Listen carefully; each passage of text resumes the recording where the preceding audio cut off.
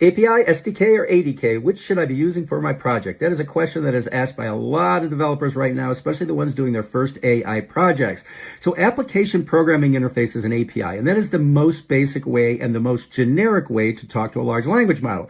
Now, it's very good because you can develop an application that is pretty much agnostic to the large language model you're going to use, because the OpenAI API is pretty much not changed and everybody supports it.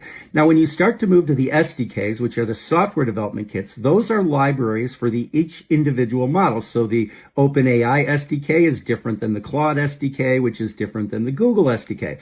So those are libraries that you use that add additional features, and they make their LLMs more competitive. Now, the good thing is you can use multiple SDKs in a single project. So if you want to talk to Claude, you can use their SDK for that. And in that same app, if you want to talk to ChatGPT, you can use the OpenAI SDK. Now, where it gets a little bit more restrictive is with the ADKs, and those are the agent development kits. Now, something like the Google agent development kit means you are tied to the Google ecosystem. If you use the OpenAI agent development kit, you're now tied to the OpenAI ecosystem. So each of those gets a little bit more complicated, and you're kind of making a decision of what you're going to go with when you choose an ADK.